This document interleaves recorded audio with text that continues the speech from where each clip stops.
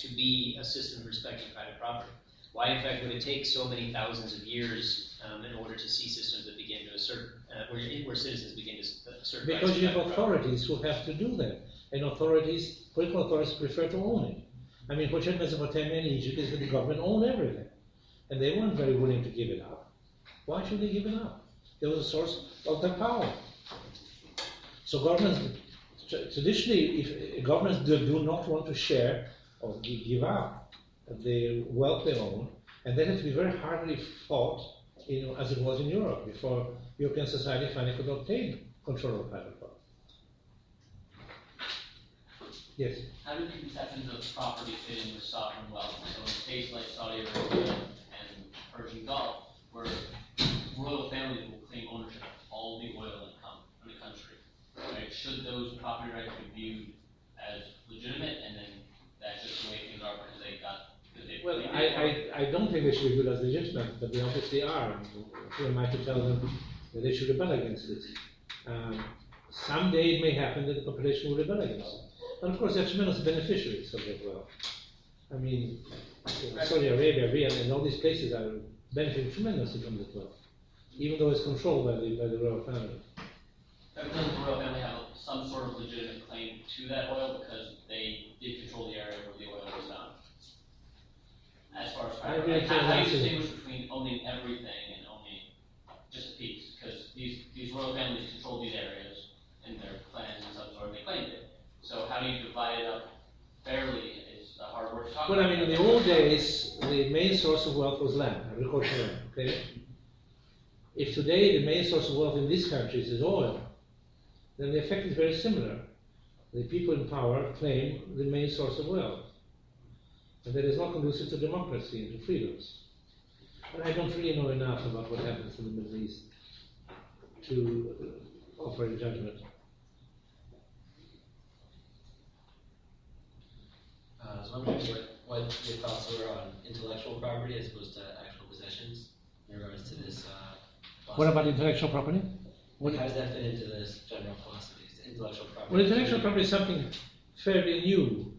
I mean, I think comes in with copyright, which is only originates in the 18th century, I believe, in England again. And that too is being violated now, increasingly, in various ways. I find that my books, I mean, they're not bestsellers, but even so, they go into Kindle, electronic books, from which I get miserable royalties.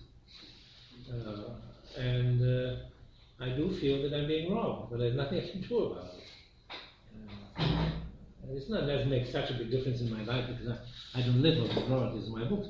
But for people who do write bestsellers, for people who live on the proceeds of the books, this is getting very dangerous.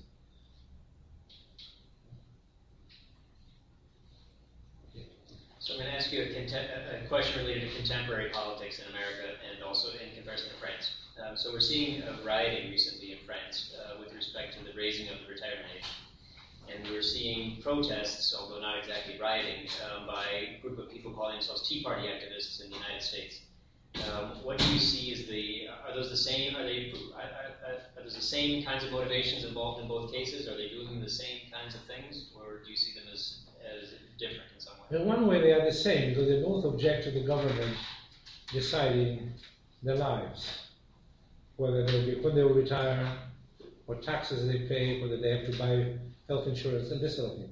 So in a way, there's opposition of grassroots opposition to the growing power of the state. Otherwise, they're very different because there's a very good article, I forgot in which newspaper, I think possibly in the Wall Street Journal today or yesterday, about how in France this is sort of excitement, and so it's not really rationally thought out what they're doing. This would not happen in this country. I think if such laws were passed, you might have protest meetings, but they wouldn't have such destructive forms as they have there. I mean, it's important. Okay, vacations are coming now for the French, mid-year vacations, mid-school vacation, and they cannot get gasoline to drive away from home. I don't think you'll find this here. And the tea parties are not violent.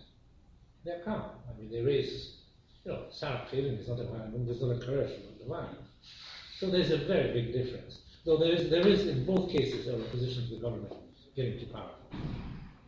Would you align yourself more with one or the other of the groups? Well, certainly not with the French.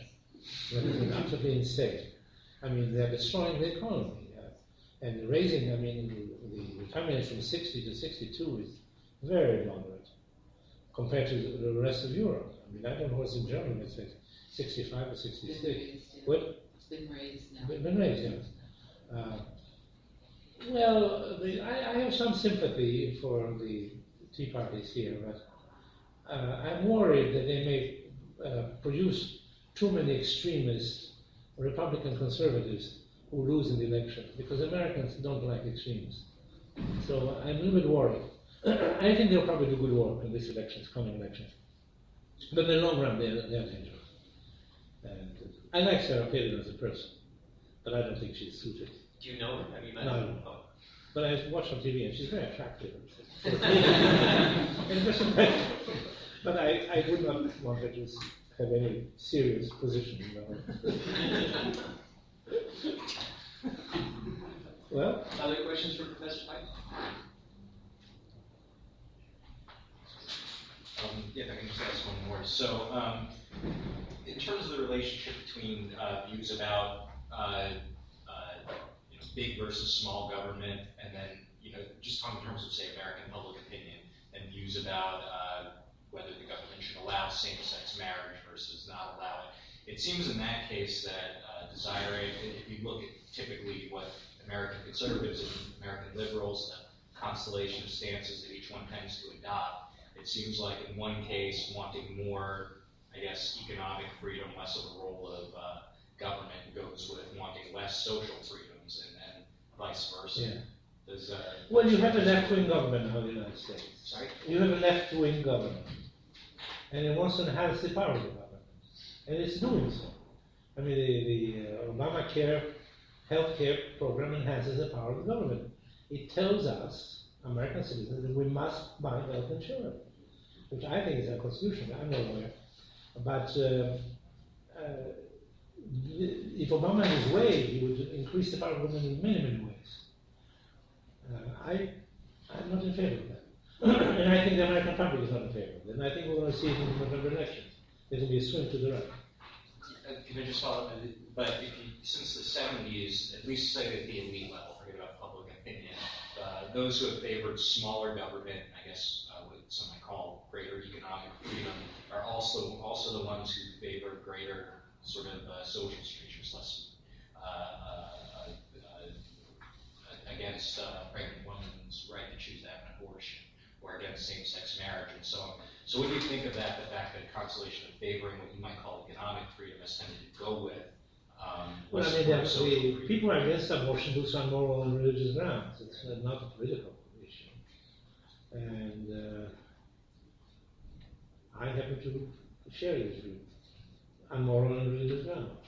I think it's a form of murder. And except in very exceptional cases, I would not favor it. But it has nothing to do with politics. And what other cases do you have? Oh, well, I guess with same-sex marriage, I mean, maybe you're saying this isn't really a dimension of social freedom. Yeah. Well, I don't know. Again, I'm very conservative. To me, marriage means marriage between a union between man and woman. To me, same-sex marriage is contradiction in terms. I mean, I can see people living together, but it's not marriage. Because institutional marriage is essentially religiously based. It's for the purpose of breeding children, breeding offspring. We do this as all animals do. That's the purpose of a union between male and female.